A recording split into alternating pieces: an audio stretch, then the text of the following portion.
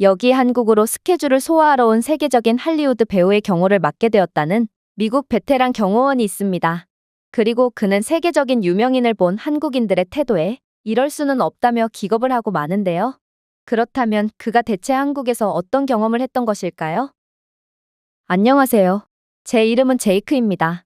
지난 15년 동안 저는 다른 사람들을 위해 말 그대로 온몸을 불사지르며 살아왔습니다. 저는 전문 경호원으로 일하며 국가 원수, 석유 재벌, 그리고 셀 수 없을 정도로 많은 A급 유명인사들을 보호해왔습니다. 영화 시사회에서의 암살 위협을 막기도 했죠. 저는 어떠한 위협적이고 돌발적인 상황에서도 움찔하지 않았고 실패하지도 않았습니다. 그렇게 저는 베테랑 경호원으로 계속해서 활약했죠. 하지만 최근에는 제 커리어상 가장 기이한 임무를 맡게 되었습니다. 이 일에 대한 요청을 받았을 때 담당자는 제게 단 3마디 말만을 건네더군요. 당신 혼자 그를 경호를 하게 될 것입니다. 이곳 미국이 아니라 한국에서 말이죠. 제가 경호를 맡게 될 그 배우의 이름을 물을 필요도 없었어요. 담당자는 그의 이력에 대해 읊었고 이 분야의 모든 사람들은 그게 누구를 의미하는지 알고 있었거든요. 두바이의 위험한 모래폭풍 속을 전속력으로 질주하고 전투 장면에서 헬리콥터를 직접 조종하는 미친 담력의 사내, 저는 비밀유지 조약 때문에 그를 그래서 직접적으로 언급할 수는 없지만 아무튼 그는 엄청난 몸값과 인지도를 자랑하는 세계 최고의 할리우드 배우였죠. 제 실패가 없고 용감한 커리어를 눈여겨본 담당자는 저를 콕 집어 그를 보호하라는 임무를 내린 것입니다. 하지만 저는 이번 계약에 대해 담당자가 그저 장난을 치는 거라고 생각했어요. 어떻게 이 정도의 거물을 저 혼자서 경호할 수가 있단 말인가요? 그것도 한국이라는 외국에서 말이에요. 이 남자는 얼굴을 가리지 않고는 어디에도 갈 수 없습니다. 그의 얼굴은 대부분의 국가보다 더 많은 광고판에 있습니다. 그는 유명할 뿐만 아니라 상징적인 인물이죠. 그런데 아직도 전쟁의 위험이 도사리는 그 한국에서 저 혼자서 배우를 경호하라고요? 처음에 저는 배우의 안전을 위해서라도 이 제안은 반드시 거절해야겠다고 생각했습니다. 분단 국가인 한국이 위험해 보이기도 했지만 더 중요한 사실은 저는 한국에 가본 적은 없지만 한국의 이웃 국가로 파견 가본 적은 있기 때문입니다. 몇 년 전 저는 한 유명 팝 가수를 경호하기 위해 베이징으로 떠나게 되었습니다. 그리고 저는 그곳에서 일어난 일을 아직도 생생하게 기억하고 있죠. 공항에는 수백 명, 어쩌면 수천 명의 중국인들이 공항에 몰려들었습니다. 그렇게나 혼잡한 공항은 난생 처음 봤어요. 중국인들은 어찌나 물건을 던져대던지 그 물건에 맞은 사람들이 비명소리를 질러대고 있었고 그들은 공항 안에서 담배까지 엄청나게 피워대서 주변은 안개가 낀 듯 뿌옇게 되어 있었죠. 처음에는 그래도 중국인들은 열정을 담아 가수를 사랑한다고 생각했습니다. 표현 방식은 잘못되었지만 아무튼 그들은 가수를 향해 환호를 하는 듯 보였거든요. 하지만 저는 곧 깨닫게 됩니다. 이건 사랑이 아니었고 그저 상업일 뿐이었다는 것을 말입니다. 중국인들은 종이, 잡지, 휴대폰 케이스, 심지어 구겨진 영수증까지 가수의 얼굴에 밀어넣으며 사인을 요구했습니다. 한 여성은 그가 자신이 준비한 옷에 사인을 해줄 때까지 말 그대로 그의 귀에 비명을 질렀습니다. 하지만 최악은 따로 있었죠. 한 중국인 남자가 유명 팝 가수의 얼굴에 DSLR 카메라를 던지며 사인해 라고 외쳤거든요. 다시 말씀드리자면 사진이 아니라 실제 카메라를 던진 것입니다. 저는 그 카메라를 가까스로 공중에서 잡았습니다. 무게는 최소 5kg은 되어 보였어요. 만약 그가 카메라에 맞았더라면 광대뼈에 금이 갔을지도 모릅니다. 심지어 안전상의 위협을 받은 저희 경호팀이 사람들을 통제하며 그대로 앞으로 나아가려고 하자 중국인들은 왜 사인을 해주지 않고 그냥 가냐며 가수를 향해 욕을 하기 시작했어요.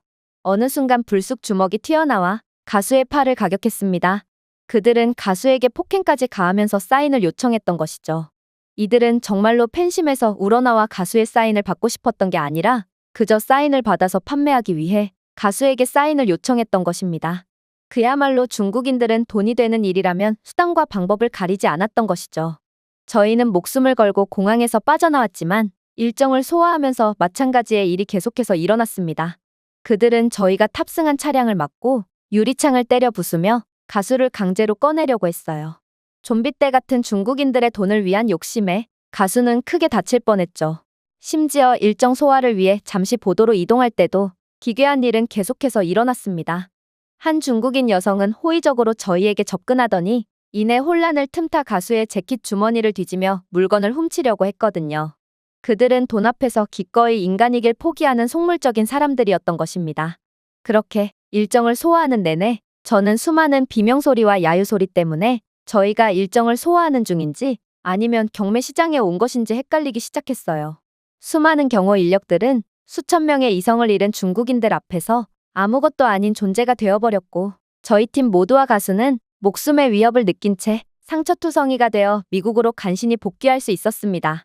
그런데 그런 상상을 초월했던 중국의 바로 옆에 붙어있는 분단 국가에 저 혼자 투입되라니 저는 진심으로 배우의 안전이 걱정되었어요. 하지만 수화기 너머로 배우는 충격적인 말을 건네오더군요. 안심하세요. 당신이 걱정하는 일 따위는 절대로 일어나지 않아요. 사실 저는 한국을 꽤나 많이 경험해봤거든요. 그의 말에 저는 반신반의하며 계약서에 서명을 하게 됩니다. 그렇게 저는 그와 함께 비행기에 탑승했습니다. 그리고 그는 특유의 미소를 지으며 묻더군요. 당신 긴장하고 있군요? 마치 누군가의 표정에서 두려움을 읽을 만큼 충분히 비행기에서 뛰어내린 사람처럼 말입니다. 저는 숨을 내쉬며 반쯤 미소를 지었습니다. 솔직히 말씀드리겠습니다. 저는 4개 대륙에서 고위험 경호를 해봤지만 이번 경호의 난이도는 차원이 달라요. 솔직히 저는 당신이 미쳤다고 생각합니다. 물론 저는 제 임무에 최선을 다할 테지만 저 혼자서 경호하기엔 당신은 너무 유명하다는 생각 안 드시나요? 제 말에 그는 특유의 넉살스러운 표정을 지을 뿐이었어요. 당신 한국에 한 번도 가본 적이 없군요. 장담컨대 당신은 당신 커리어에서 가장 쉬운 경호를 하러 가는 것입니다. 아무튼 한국은 휴전국가니 당신은 계약사항에 따라 파견수당에 더해 위험수당까지 받을 테죠. 하지만 한국에서는 당신이 걱정하는 그런 일은 절대로 일어나지 않아요.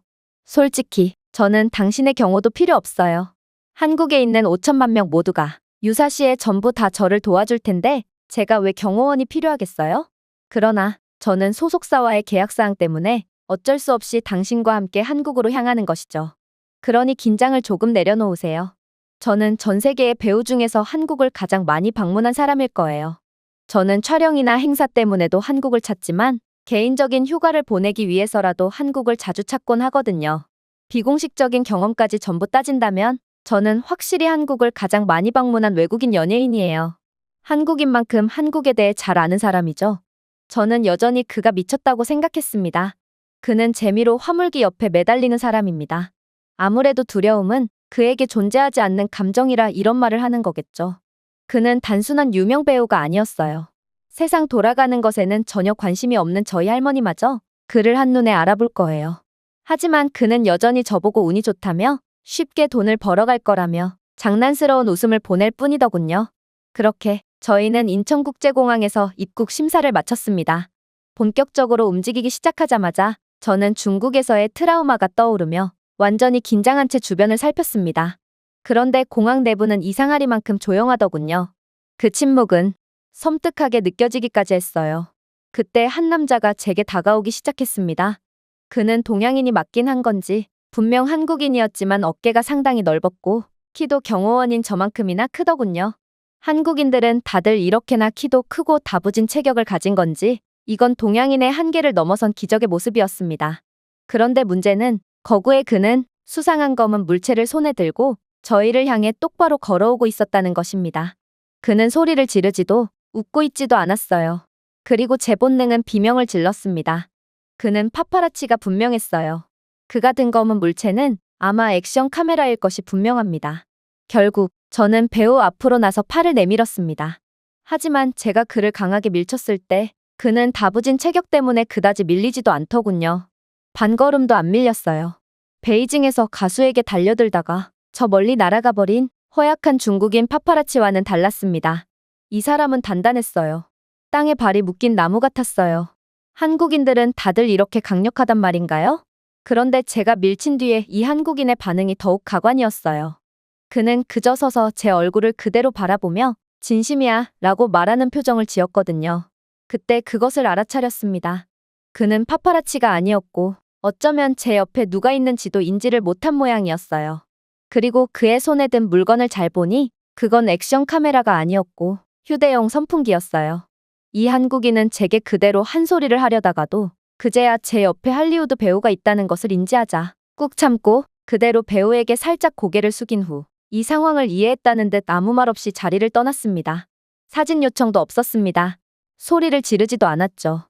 이 한국인은 그저 저희와 동선이 겹친 것일 뿐 자신 앞에 세계적인 배우가 있다는 사실조차도 인지하지 못했던 선량한 시민이었던 것입니다. 저는 당황하며 돌아섰습니다. 배우는 조용히 웃고 있더군요. 말했잖아요. 그가 선글라스를 맞추며 말했습니다. 한국인들은 언제 어디서나 항상 예의를 지켜요. 적어도 한국에서만큼은 저를 해칠 사람은 아무도 없죠. 나중에 기회가 된다면 그에게 반드시 사과하세요. 저는 여전히 혼란스러워하며 물었습니다. 이게 대체 어떻게 된 거죠? 어쩌면 그는 당신을 알아보지 못한 것일지도 몰라요. 그게 아니고서는 도저히 설명이 안 되는 장면입니다. 그러자 그는 저를 곁눈질하며 그 한국인이 제게 인사를 하는 모습을 보지 못한 건가요? 한국인은 달라요. 그들은 절대로 넘지 않는 문화적 경계가 있거든요. 한국인은 늘 다른 사람에 대한 존중심을 보이며 이성을 잃지 않죠. 저는 아무 말도 하지 않았습니다. 터미널에 있는 수백 명의 한국인들은 정말로 배우를 존중하며 일정 거리 이상으로 다가오지 않았거든요. 플래시도 없었고 얼굴에 카메라 렌즈를 들이밀지도 않았죠. 사인을 강요하지도 않았어요. 그러자 배우도 이러한 한국인들의 존중심에 감사를 표하는 듯 그가 할 수 있는 최대한의 팬 서비스를 해주며 한국인들에 대한 존경심을 보였죠. 그렇게 저희는 공항을 빠져나갔습니다. 한국에서의 첫 몇 분이었지만 벌써 다른 세상에 온 것 같은 기분이 들었죠. 그렇게 저희는 서울에서 배우의 주요 공개 행사 중 하나를 진행하기 위해 도착했습니다. 저는 항상 주변을 경계하며 가까이 있었습니다. 하지만 곧 이상한 점을 발견했어요. 팬들은 몇 시간 동안 어쩌면 그 이상 배우를 기다리며 줄을 서 있었습니다. 하지만 배우가 도착했을 때 한국인들은 절대로 서로 밀지 않았습니다. 그저 배우를 존중하며 거리를 유지할 뿐이었죠. 심지어 한국인 진행자의 배우에 대한 존중도 놀라웠어요. 진행자는 우아한 한글 서예 선물을 제공하더니 이내 깔끔한 진행으로 배우를 전혀 당황시키지 않았거든요. 배우의 경력, 그리고 작품에 대한 열정, 그리고 그가 만든 유산에 초점을 맞췄습니다. 배우의 스캔들이나 민감한 부분에 대해서는 일절 언급조차 안 했어요. 이건 중국에서의 경험과는 완전히 상반되는 상황이었기에 저는 이러한 한국의 놀라운 모습에 감탄을 연발할 따름이었습니다.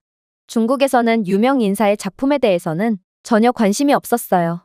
어떻게 하면 유명인을 곤란에 빠뜨릴 수 있을까를 궁리하는 사람들처럼 보였죠. 기자회견이 서커스로 변질되는 데까지는 3초도 걸리지 않았어요. 그들은 사생활과 각종 민감한 질문을 하며 무례를 범했거든요. 첫 번째 질문의 수준은 가관이었습니다. 동료 가수와 함께 잔 적이 있나요? 당신은 이곳 중국에 돈을 벌러 왔습니다. 중국에 대한 존경심을 표하기 위해 중국의 애국가를 불러보세요. 아니면 중국 국기를 향해 절을 해보세요. 중국에 오니 어떤가요? 당신 중국 여자를 보고 설렘을 느꼈나요? 당신의 앨범에 대한 홍보를 위해 예쁜 중국 여성과 결혼할 생각이 있나요? 결국 제 고객은 그저 완전히 넋이나간 채 중국의 수준에 할 말을 잃을 뿐이었습니다. 하지만 한국은 세계에서 가장 깔끔하고 존중심 있는 진행으로 배우에 대한 존경심과 배려를 보여준 것입니다. 그렇게 저는 여전히 어안이 벙벙해진 채 이동할 뿐이었어요. 그리고 어쩌면 배우가 비행기 안에서 했던 말은 정말일 수도 있겠다는 생각이 들었죠. 하지만 그렇게 안도감을 느낄 무렵 배우는 충격적인 말을 해오기 시작했습니다. 생각보다 시간이 조금 남았네요. 조금 걸어보는 게 어때요? 당신 한국이 처음이라고 했죠. 북촌 한옥마을이나 갈래요? 그곳은 정말 엄청난 관광지거든요. 그러면서 그는 자신이 한국 관광 가이드를 해주니 오히려 자신이 제게 경호비를 받아야 하는 거 아니냐며 농담을 건넸는데요. 저는 그의 안일한 모습에 그저 할 말을 잃을 뿐이었습니다. 그래서 저는 즉시 고개를 저었어요. 말도 안 돼요. 오늘 하루는 순조로웠지만 관광지를 걷는 것은 완전히 다른 이야기라고요. 그곳에는 유사시에 당신을 지켜줄 사람도 전혀 없고 당신에 대한 접근을 막는 선도 없어요. 틀림없이 큰일이 일어날 겁니다. 그러자 배우는 재밌다는 듯 눈썹을 치켜 올렸습니다. 왜요? 내게 가이드비를 주고 싶지 않은 건가요? 그렇다면 당신을 위해 특별히 무료 가이드를 해주도록 하죠. 그는 안전불감증에 걸렸는지 여전히 제게 농담을 하고 있었어요. 제 말 들으세요.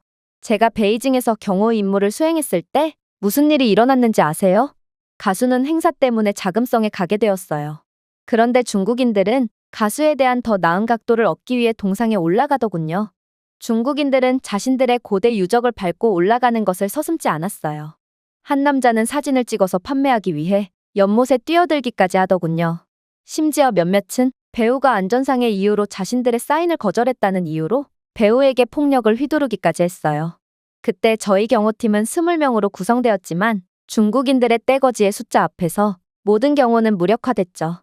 그런데 지금 당신을 경호할 사람은 오직 한 명밖에 없다고요. 하지만 배우는 제 말을 듣지도 않았어요. 그는 제가 말하는 와중 제 어깨를 장난스럽게 툭 치더니 이내 뒤도 돌아보지 않고 그대로 차에서 내렸거든요. 저는 모자도 안경도 없이 경복궁을 걸은 적이 있어요. 물론 어떤 사람들은 저를 알아봤어요. 하지만 그들은 소리치지 않았어요.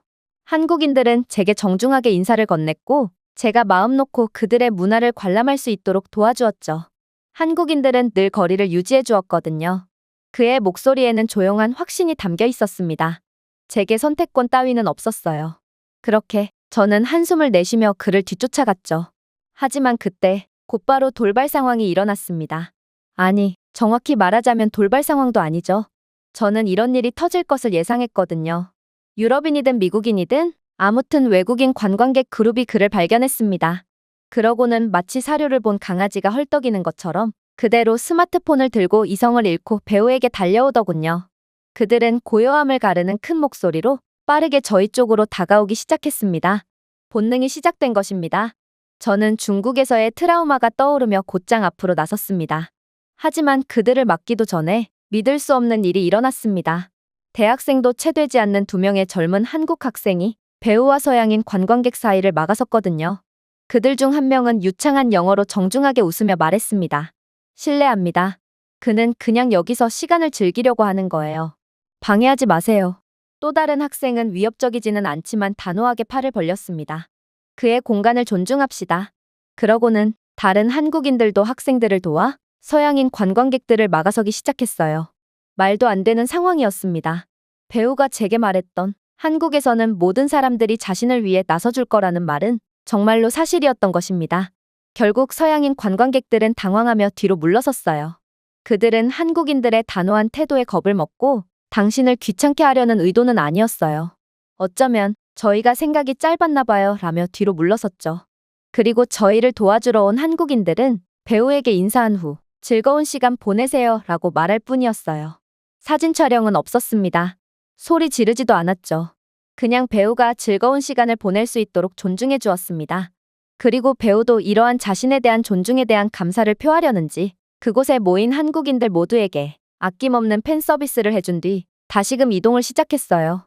그러고는 그는 완전히 넋이 나가버린 제게 어깨를 으쓱하더니 미소를 짓더군요. 제가 말했잖아요. 여기 있는 사람들은 세계에서 가장 특별하다니까요. 저희는 계속해서 골목을 걸었습니다. 그리고 제 경력에서 처음으로 깨달았습니다. 저는 지금 유명인을 지키고 있지 않았습니다. 한국은 그런 국가였어요. 저희는 북촌으로 더 깊이 빠져들었고 여전히 배우는 자신이 누구인지 숨기기에는 충분하지 않았습니다. 그럼에도 그는 한국에서 최고의 안전을 확신한다는 듯 걸음은 서두르지 않았고 어깨는 편안해 보였어요. 개를 산책시키는 한 여성이 배우를 쳐다봤어요. 그녀의 눈은 이내 알아볼 수 있을 정도로 커졌지만 숨을 헐떡이거나 배우를 가리키기는커녕 그저 배우의 시간을 존중해주며 조용히 고개를 숙였죠. 10분 후 교복을 입은 여학생들이 지나갔습니다. 한 명은 그를 발견하고 친구의 소매를 부드럽게 잡아당겼습니다. 하지만 그들은 소란을 부리지 않았어요. 조용히 속삭이며 저희를 따라오더니 이내 배우의 시간을 존중한다는 듯 저희에게서 멀어졌죠. 한국에서는 아무도, 아니 한 사람도 서둘러 달려오지 않았습니다. 아무도 그의 얼굴에 휴대폰을 들이밀지 않았습니다. 보이지 않는 존엄성의 경계를 넘는 사람은 아무도 없었습니다. 좋아요. 포기할게요. 제가 중얼거렸습니다. 무슨 일이에요? 드디어 제게 가이드비를 지불할 마음이 든 건가요? 그는 장난스레 웃었습니다. 이런 일이 일어날 거라는 것을 애초에 예상했던 것처럼 말이죠. 저는 한국에서 이렇게 거리를 걸어본 적이 상당히 많아요. 경호원 없이 혼자 이동하는 건 말이에요. 관광지뿐만 아니라 전통시장, 심지어 저는 한국에서 지하철도 타봤죠. 한국인들은 분명 저를 알아봤지만 알아본 티를 낸다면 제가 곤란해질까봐 제게 속삭이듯 아는 척을 하거나 혹은 알고도 모른 척하며 배려해 주었죠. 그는 잠시 멈췄다가 웃으며 덧붙였습니다. 한국인들은 존엄성이란 단순히 가지고 다니는 것이 아니라 다른 사람에게 주는 것이라는 생각을 가지고 있습니다. 마치 신호를 보낸 것처럼 10살쯤 된 어린 소년이 어머니와 함께 지나갔습니다. 그는 분명히 경외심에 찬 채 눈을 크게 뜨고 배우를 바라보았습니다. 하지만 어머니는 소년의 어깨에 손을 얹고 무언가 속삭였습니다. 소년은 즉시 고개를 숙이고 계속 걸었습니다. 경호 15년 동안 처음 본 장면이었습니다. 보셨나요? 제가 물었습니다. 배우가 미소를 지었습니다. 말했잖아요. 그건 한국인들의 문화 속에 있어요. 심지어 아이들조차도 그걸 배우죠. 하지만 이러한 평온하고 따뜻한 분위기도 잠시, 저는 곧 충격적인 경험을 하게 되고 역시나 한국도 그저 쉽게 이성을 잃어버리는 평범한 국가 중 하나일 뿐이구나라고 생각할 수밖에 없었습니다. 태양이 옥상 바로 아래로 떨어지면서 북촌 골목에 황금빛 빛이 드리워졌습니다. 공기는 식었지만 뭔가 다른 것이 떠오르기 시작했습니다. 제 위험에 대한 본능이었죠. 저희가 작은 전통찻집을 막 지나갔을 때 그들을 발견했습니다. 3명의 한국인 남자였어요. 그들은 저희와 같은 길을 걸었는데 그러한 동행은 너무도 오래 지속되었어요. 그들은 조용히 저희를 미행하더군요. 처음에는 무시했어요. 우연일 수도 있겠죠. 하지만 5분이 지난 후에도 10분이 지난 후에도 그들은 여전히 그곳에 있었습니다. 같은 거리를 유지했습니다. 그들은 휴대폰을 꺼내지도 않았고 그들끼리의 대화도 없었습니다. 그냥 저희를 몰래 따라오기만 했습니다. 심지어 그들 중 하나는 신문지로 감싼 의심스러운 물건을 소지하고 있기까지 하더라고요.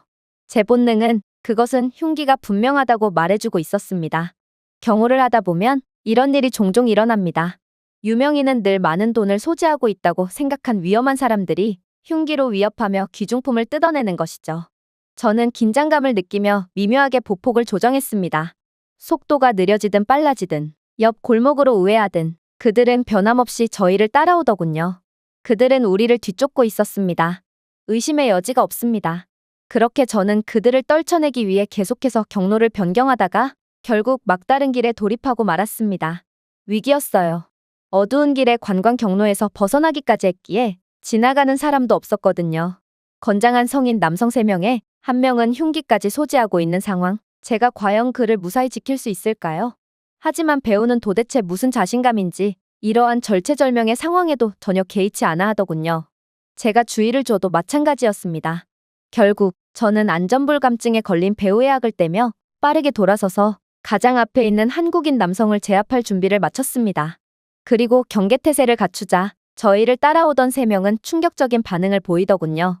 그들은 몇 걸음 떨어진 곳에서 멈춰서 마침내 손을 들었습니다. 미안해요. 그들 중 한 명이 재빨리 영어로 말했습니다.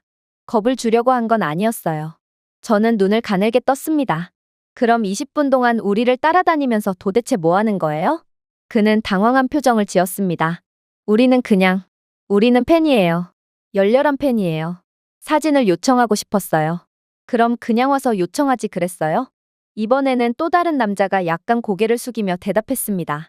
우리는 당신이 걷는 동안 방해하고 싶지 않았어요. 특히 공공장소에서요. 우리는 조용해질 때까지 기다리면 어떨까 생각했어요. 저희가 사진을 요청한다면 그는 여기에 있는 모든 사람들에게 사진을 찍어줘야 할 거예요. 그렇게 된다면 그는 한국에서 제대로 된 시간을 보낼 수 없겠죠. 저는 그저 눈을 깜빡이며 서 있었습니다. 중국과 LA를 비롯한 혼란스러운 도시에서 경호 임무를 해왔던 제 뇌는 제가 들은 것을 계산하는데 5초가 걸렸습니다. 스토커가 아니었습니다. 그들은 신사였습니다. 너무 정중하고 배려심이 많았기에 도리어 저는 그들을 오해했던 거였죠. 저는 그 배우를 바라보았습니다. 그는 웃고 있었어요. 그 유명한 미소를 짓고 있더군요. 그러고 나서 그는 남자들 중 한 명의 어깨를 두드렸습니다. 기다려주셔서 감사합니다. 라고 그는 말했습니다. 사진을 찍읍시다. 3명의 팬이 거의 녹아들었습니다. 비명도 지르지 않고 붙잡지도 않고 그저 조용히 감사하며 떨리는 손으로 사진을 찍었죠.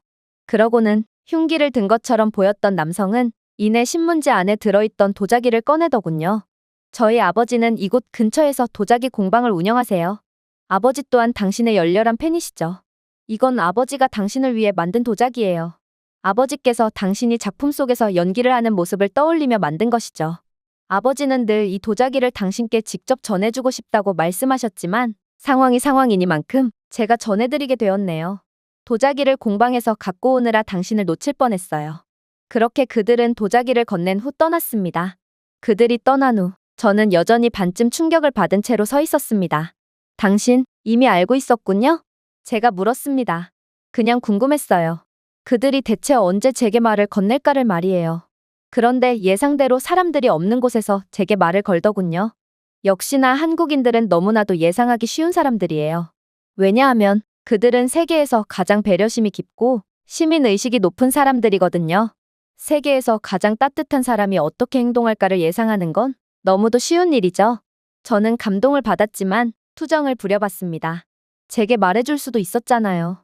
그는 어깨를 으쓱했습니다. 어쨌든 제 말을 믿지 않았을 거잖아요? 그는 짓궂었어요. 한국을 믿지 않는 제게 일부러 그랬던 것이 분명했죠. 저희는 팬들이 모퉁이를 돌면서 사라지는 것을 지켜봤습니다. 다른 어떤 나라에서도 이런 식으로 따라오는 사람들은 분명 위험한 사람들이었을 것입니다. 하지만 여기서는 완전히 다른 일이 일어나고 있었어요. 저는 호기심에 차서 물었어요. 왜 오직 한국에서만 이런 일이 벌어지고 있을까요? 단순히 한국이 선진국이기 때문인가요? 제 물음에 그는 미소를 지었어요. 미국 타임스퀘어를 걸을 때면 사람들과 폭도들이 몰려듭니다. 심지어 프랑스에서는 바게트에 사인을 해달라고 어깨에 맨 빵 조각을 건넬 거예요. 즉, 한국인들이 선진국 시민이기 때문에 이런 수준 높은 모습을 보여주는 게 아니라는 것이죠. 한국인들의 배려심은 문화적 근육 기억과 같습니다. 근육은 하룻밤 사이에 얻을 수 있는 것이 아니듯 이것도 마찬가지죠. 세대가 지나면서 축적된 문화입니다. 오랜만에 처음으로 깨달았습니다. 안전은 단순히 경호인력의 수에 관한 것이 아니었습니다. 때때로 그것은 사회가 어떻게 행동할지에 관한 것입니다. 그리고 한국에서는 그 합의가 깊이 이어지고 있었죠. 그리고 깨달음의 진지한 표정을 짓고 있는 저를 배우는 장난스러운 눈빛으로 쳐다보더니 이내 이제야 자신의 말을 믿겠냐며 한국은 사실상 경호원 없이도 매우 안전하게 다닐 수 있는 국가고 저는 한국에 와서 아무런 일도 안 하고 놀기만 했으니 경호비를 받을 생각은 하지 말라며 농담을 건네기도 했어요. 그렇게 저는 한국에 대한 감탄과 알 수 없는 현타를 느끼며 예약해뒀던 식당으로 향했습니다. 그리고 그는 제게 다시금 말을 걸어오더군요. 제이크, 돌솥 비빔밥 먹어본 적 있어요? LA의 한 식당에서 테이크아웃을 해본 적은 있어요. 제가 대답했습니다. 그러자 그는 눈을 굴렸습니다. 마트 와인을 마셨기 때문에 파리를 경험한 것과 같다는 말과 같네요. 한식의 진정한 매력은 한국에서 직접 느껴야만 가치가 있거든요. 10분 후, 저희는 한적한 골목에 자리 잡은 작은 한옥 스타일의 한식당에 도착했습니다. 솔직히 세계적인 대배우가 식사를 하기에는 너무 겸손해 보이는 곳이었어요. 저는 배우의 소속사 측에서 당연히 별도의 방이 있는 식사 공간을 예약해 두었을 거라고 예상했습니다. 하지만 배우는 너무나도 당연하게도 오픈 테이블에 앉더군요. 저는 깜짝 놀라서 물었습니다. 잠깐만요. 개인실로 들어가야 하지 않을까요? 누군가 당신을 알아볼 거고 당신의 식사를 방해할 게 분명해요. 어쩌면 제가 다른 식당을 알아볼 수도 있어요. 하지만 배우는 저를 그저 재미있다는 듯 쳐다볼 뿐이었어요. 제이크, 아직도 한국을 모르겠어요? 왜 이렇게 초보처럼 구는 거예요? 그게 무슨 뜻이죠? 그러자 그가 빛나는 미소를 지으며 덧붙였습니다. 한국에서는 프라이버시는 강요되는 것이 아닙니다. 기본적으로 사람들이 존중하는 것이죠. 저는 여전히 회의적으로 한숨을 쉬었습니다. 사람들이 몰려들어도 저를 탓하지 마세요. 이 정도 인지도의 배우라면 현지 식당을 가기 위해 아예 식당 전체를 예약하는 경우도 있는데 도대체 배우는 무슨 생각으로 무모한 결정을 내린 걸까요? 하지만 저는 그렇게 말을 마치자마자 이상한 장면을 목격하게 됩니다. 젊은 한국인 직원이 인사를 건네며 창문 옆 구석 테이블로 안내해 주었는데 이 직원은 배우를 보고도 전혀 호들갑을 떨지 않았거든요. 오픈된 테이블에서 식사를 즐기고 있던 다른 한국인 손님들도 마찬가지였어요. 그들은 고개 한번 돌리지 않았습니다. 휴대폰 하나 들어 올리지도 않았죠. 옆 테이블에 아줌마는 된장찌개를 젓느라 너무 바빴어요. 맞은편 중년의 남성은 고등어 구이에 레이저 초점을 맞추고 있었습니다. 뒤에 있던 20대 커플도 마치 저희가 보이지 않는 것처럼 서로에게 달콤한 말을 속삭이고 있었습니다. 비현실적인 장면이었어요. 그들은 마치 저희를 투명인간 취급했고 배우를 전혀 모르는 사람처럼 행동했어요. 저는 몸을 숙이고 장난스레 속삭였습니다. 당신의 마지막 영화가 정말 히트를 친 게 맞나요? 아무래도 당신의 세계적인 인기는 이곳 식당에서만큼은 통하지 않는 듯 보이는군요. 그러나 배우는 너무나도 여유 있게 미소를 지을 뿐이었죠. 저는 뭔가 오기가 생겼어요. 배우는 시종일관 여유가 넘쳤고 저는 그가 긴장을 하거나 당황하는 것을 단 한 번도 보지 못했거든요. 영화 속에서 보는 그의 용감한 모습 그대로였죠. 그래서 저는 다시 한번 그에게 장난을 쳐봤습니다. 어쩌면 당신이 주문한 비빔밥이 당신보다 더 유명할지도 몰라요. 당신의 명성이 더 높은지 아닌지 테스트해봐야겠어요. 그는 여전히 그냥 웃으며 젓가락을 집어들었습니다. 한국인들은 식사 때 어린아이처럼 행동하지 않습니다. 어른들처럼 행동하죠. 다시 둘러보았습니다. 글쎄요. 아무리 봐도 아무도 그를 알아보지 못한 척하는 것 같지 않았습니다. 한국인들은 그냥 배우를 정말로 알아보지 못한 것 같았어요. 그들은 100편의 액션 영화에 나오는 이 남자가 3피트 떨어진 곳에 앉아 있었다는 사실을 아예 모르고 있는 듯 보였습니다. 그렇게 장난을 주고받고 있자 빠르게 저희의 음식이 나오기 시작했어요. 김이 모락모락 나는 김치찌개 그릇, 뜨거운 돌솥에 담긴 돌솥비빔밥, 깔끔하게 정리된 반찬들 등 배우는 너무나도 능숙하게 한식을 주문했거든요. 저는 모든 것을 바라보며 속삭였습니다. 어디서부터 시작해야 할까요? 그는 미소를 지으며 마치 교향곡을 지휘하려는 것처럼 나무 숟가락을 집어들었습니다. 제가 보여드리죠. 그가 말했습니다. 돌솥 비빔밥의 첫 번째 규칙은 당신은 곧바로 먹는 것이 아니라 일단 모든 재료를 비벼야 한다는 것입니다. 그는 달걀을 전문적으로 으깨서 밥과 채소와 섞은 다음 숟가락을 사용하여 바닥의 바삭한 층을 약간의 감각으로 긁어냈습니다. 이 부분, 즉 누룽지가 최고로 맛있는 부분이에요. 미국의 테이크아웃 비빔밥에서는 좀처럼 볼 수 없는 부분이죠. 그는 그릇을 저를 향해 미끄러뜨렸습니다. 저는 한 입 베어 물었습니다. 바삭바삭한 매력과 뜨거운 열기, 매운 향신료, 그리고 무엇보다도 깊이가 있었어요. 저는 눈이 휘둥그레질 수밖에 없었죠. 이건 말도 안 돼요. 그는 웃었습니다. 자, 지금부터 시작입니다. 지금부터 당신에게 한식 먹는 법을 알려주도록 하죠. 이래봬도 나는 전문가거든요. 그 다음에는 김치찌개가 나왔습니다. 빨갛고 강렬했습니다. 저는 살짝 뒤로 물러섰습니다. 이건 너무 매워 보이는걸요? 저는 매운 음식을 잘 먹지 못해요. 비빔밥도 제겐 과하다고요. 그러나 그는 망설임 없이 숟가락을 들어올리며 말했습니다. 나를 경호하러 왔으면 이 정도는 먹어야죠. 그는 김치찌개를 한 입 먹더니 이내 입술을 닫고 저에게 몸을 기울였습니다. 자, 터프가이. 아프가니스탄 파병 경험까지 있다고 했잖아요. 그러니 배추가 무섭다고 말하지 마세요. 저는 마지못해 숟가락을 들었습니다. 너무 매워서 콜록이자 배우는 그저 박장대소를 할 뿐이었어요. 하지만 확실히 중독성이 있었어요. 발효의 맛은 살아있었고 저는 김치찌개를 먹으면서 계속해서 콧물을 쏟았지만 김치찌개는 멈출 수 없는 매력을 가진 음식이었죠. 우아한 와인과 스테이크만 썰 것 같았던 배우가 한국인들보다 한식을 더 잘 먹고 이런 무지막지하게 매운 음식까지 곧잘 먹는다니 저는 그가 대체 못하는 건 뭔가 싶어 다시 한번 놀랄 수밖에 없었습니다. 하지만 그는 김치찌개까지 받아들인 저를 의미심장하게 쳐다볼 뿐이었어요. 워낙 장난기 많은 그였기에 저는 도대체 이번에는 그가 어떤 음식을 내올까 싶어 긴장을 할 수밖에 없었는데요. 그런데 그가 가리킨 건 바로 부드러운 회색 덩어리가 떠다니고 있는 순댓국이더군요. 저는 그것을 찔렀습니다.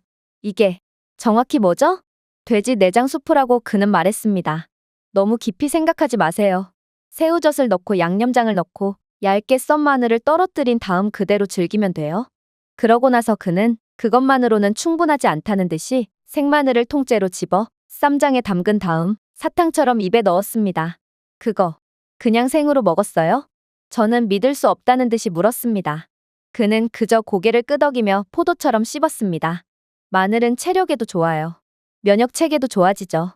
가장 큰 이점은 뱀파이어가 무서워한다는 것입니다. 생마늘을 먹다니 그는 미친 것이 틀림없었어요. 저는 뱀파이어가 걱정되는 게 아니에요. 그저 폐를 태울까봐 걱정되는 거죠. 그는 접시를 저를 향해 밀었습니다. 그래서 터프가이라던 당신은 결국 포기하겠다는 거죠? 잘 알았습니다. 포기할 수 없었습니다. 의뢰인 앞에서 약한 모습을 보여주는 건 제 경력을 물거품으로 만드는 것과 다름이 없었거든요. 저는 심호흡을 하고 마늘을 집어들고 순댓국에 넣었습니다. 그리고 숟가락을 담그고 망설이며 국물을 한 입 먹어보았죠. 깊고 고소한 맛이 났어요. 이번에는 순대 한 조각을 먹어봤습니다. 솔직히 식감은 소름이 돋더군요. 혀가 비명을 지르는 질감이었어요. 저는 인상을 잔뜩 찌푸리며 말했어요. 도대체 누가 이걸 발명했나요? 누가 돼지 창자를 보고 그래, 수프에 한번 넣어보자라고 생각했나요? 그러자 배우는 제 반응에 만족한다는 듯 박장대소를 하며 말하더군요. 당신보다 더 용감한 사람이 그랬겠죠. 하지만 순댓국을 몇 번 더 맛본 후에 이상한 일이 일어났습니다. 짠맛이 균형을 맞추기 시작했습니다. 밥이 따뜻한 악수처럼 국물에 스며들었습니다. 톡 쏘는 매운맛이 편안함으로 바뀌었습니다. 순대는 더 이상 용기의 맛이 아니라 역사의 맛이었습니다. 그리고 배우는 자신도 처음에는 저와 같은 시행착오를 겪었다는 듯 마치 제자를 바라보는 스승처럼 대견하다는 듯 저를 쳐다보고 있었어요. 그렇게 갈비와 제육볶음까지 맛보았을 때 저희의 식사는 드디어 끝이 났습니다. 그는 몸을 뒤로 젖히고 팔짱을 끼고 만족했습니다. 당신이 해냈어요. 저는 몸서리치며 말했죠. 당신이 싫어지는군요. 하지만 배우는 여전히 여유로웠어요. 자신을 속이려 하지 마세요. 당신은 이제 한식의 팬이 되었습니다. 저보다도 한식을 더 좋아하던걸요? 저는 당신이 좋아하는 것을 찾게 해준 것입니다. 그래요. 저는 인정했습니다. 하지만 그렇게 저희가 식사를 마치고 일어나자마자 놀라운 일이 벌어지기 시작했어요. 식당 안에 고개들이 하나씩 돌아가기 시작했거든요. 휴대폰이 서서히 주머니에서 나왔습니다. 마치 신호가 온 것처럼 방 안이 조용해졌습니다. 그러고 나서 한 중년의 한국인 남성이 일어나서 약간 고개를 숙이고 정중한 한국어 억양의 영어로 물었습니다. 사진을 찍을 수 있을까요? 눈을 깜빡였습니다. 잠깐만요. 지금 말인가요? 숨겨진 커튼이 거친 듯 테이블에서 3명, 4명, 5명의 손님이 더 서 있었습니다. 모두 정중했습니다. 모두 조심했습니다. 모두 분명히 신호를 기다리고 있었습니다. 10대부터 할머니까지 식당 내부에 있던 모든 사람들이 눈에는 따뜻함을, 손에는 휴대폰을 들고 앞으로 나섰습니다. 배우는 그저 미소를 지으며 일어섰습니다. 물론이죠. 그는 약간 고개를 숙이며 말했습니다. 저는 그를 잠시 옆으로 끌어당겼습니다. 도대체 무슨 일이 일어난 거죠? 그들은 내내 아무 말도 하지 않았어요. 마치 당신을 모르는 것처럼 행동했다고요. 그는 미소를 지었습니다. 그들은 기다리고 있었어요. 그리고 저는 그것을 알고 있었죠. 당신은 제 마지막 작품이 그다지 히트를 치지 않았을지도 모르겠다고 했죠? 글쎄요. 지금 상황을 보니 딱히 그런 것 같지는 않네요. 그들이 당신의 식사를 방해하지 않기 위해 계속해서 모르는 척 연기를 하며 기다렸단 말인가요? 맙소사, 한국인들이야말로 진정한 연기자가 틀림없어요. 배우는 그저 미소를 지으며 자신을 기다려준 사람들에게 하나하나씩 사진을 찍어주었습니다. 정말 깜짝 놀랐어요. 저는 다시 식당을 둘러보았습니다. 이제는 완전히 달라졌더군요. 갑자기 식사 중 놓쳤던 눈빛, 숨겨진 미소, 미묘한 제스처가 보였습니다. 한국인들은 그를 알아봤습니다. 그러나 그들은 그냥 행동하지 않기로 선택했던 것입니다. 방해하지 않기 위해서입니다. 그의 시간을 침략하지 않기 위해서, 한국에서 신성하게 여겨지는 것, 즉 식사 시간을 방해하지 않기 위해서입니다. 우리가 앉자마자 서둘러 요청할 수도 있었어. 라고 저는 중얼거렸습니다. 하지만 그들은 그러지 않았지. 여기가 바로 한국이었습니다. 그렇게 저희가 식당 밖을 걸어나갈 때도 저는 그 생각을 멈출 수가 없었습니다. 뉴욕에서는 누군가가 저희 식사 장면을 라이브 스트리밍 했을 것입니다. 런던에서는 타블로이드 신문 기자가 이미 밖에서 기다리고 있었을지도 모릅니다. 중국에서는 저희 테이블이 소리치는 팬들로 둘러싸여 그들의 침이 수프에 착지하여 홍수가 났을 것입니다. 그래서 제가 계속 돌아오는 거예요. 배우가 초저녁 공기 속으로 밖으로 나가면서 말했습니다. 그들은 여기서 저를 사랑해주는 것만이 아닙니다. 그들은 제 공간, 존엄성, 심지어 소화까지 존중하죠. 저는 웃었습니다. 한국에서는 매너가 국민 스포츠인 것처럼 들리네요. 한국인들은 정말로 그래요. 그가 대답했습니다. 그리고 그들은 세계 챔피언입니다. 저는 할 말이 없었습니다. 그가 옳았기 때문입니다. 그날 밤 호텔로 돌아온 저는 전신 거울 앞에 섰습니다. 여전히 똑같은 재킷을 입고 이어폰을 집어넣은 채 셔츠에 주름 하나 없이 서 있었어요. 그때 저는 정신이 번쩍 들었어요. 저는 무기를 들지 않아도 됐습니다. 목소리를 높이지 않았습니다. 하루 종일 회피 기동을 한 번도 하지 않았죠. 그런데도 아무 일도 일어나지 않았습니다. 위협이 아닙니다. 외침이 아닙니다. 그림자도 아니었죠. 평온한 거리, 질서정연한 줄, 그리고 법처럼 공간을 존중하는 사람들. 저는 스위트룸 소파에 푹 빠져 몇 년 동안 참아왔던 줄도 몰랐던 숨을 내쉬었습니다. 정말로 한국인들은 이미 제가 해야 할 일을 대신해주고 있던 것입니다. 다른 모든 나라에서는 그와 같은 유명한 사람은 안전을 유지하기 위해 경호원으로 둘러싸인 강철원이 필요하죠. 그러나 한국에서 그에게 필요한 것은 신뢰의 고립뿐이었습니다. 저는 한 번도 개입할 필요가 없었는데 제가 경계심이 없어서가 아니라 여기 있는 사람들이 이미 예의, 주의, 존중 면에서 저보다 한 발 앞서 있었기 때문입니다. 창밖으로 빛나는 서울 스카이라인을 바라보며 저는 차 한 잔을 들어 올렸습니다. 한국을 위하여 보디가드의 주된 임무가 먹는 것뿐인 유일한 나라. 제 경력에서 처음으로 진정한 보안이 항상 무력에서 오는 것만은 아니라는 것을 배웠습니다. 때로는 문화에서 비롯되기도 합니다. 그리고 한국은 안전하기만 한 것이 아니었어요. 뼛속까지 문명화되어 있었습니다. 그렇게 저는 다시금 미국으로 돌아왔어요. 철저한 바리케이드와 외침, 유명 인사들의 붕괴, 혼란스러운 보안 계획의 세계로 돌아왔습니다. 하지만 제 안에 무언가가 바뀌었습니다. 저는 국가가 부유해지거나 강력해지기만 하는 것이 아니라 집단적으로 결정했을 때 어떤 모습이 되는지 똑똑히 보았습니다. 그리고 지금까지 누군가가 저에게 세계에서 가장 안전한 나라가 무엇이냐고 물었을 때 저는 그 나라가 경비원이나 카메라가 가장 많은 나라라고 말하지 않습니다. 대신에 저는 항상 말합니다. 제가 완전히 실직했던 곳이 하나 있어요. 모든 시민들이 저 대신 일을 해주었던 곳이죠. 그 나라는 바로 한국이에요. 그곳에서 겪었던 일은 지금까지도 제 가슴 속에서 살아 숨쉬고 있죠. 제가 준비해온 내용은 여기까지입니다. 끝까지 시청해주셔서 진심으로 감사드리며 여러분들의 구독과 좋아요, 알림 설정은 영상 제작에 큰 힘이 됩니다. 이상 세모튜브였습니다.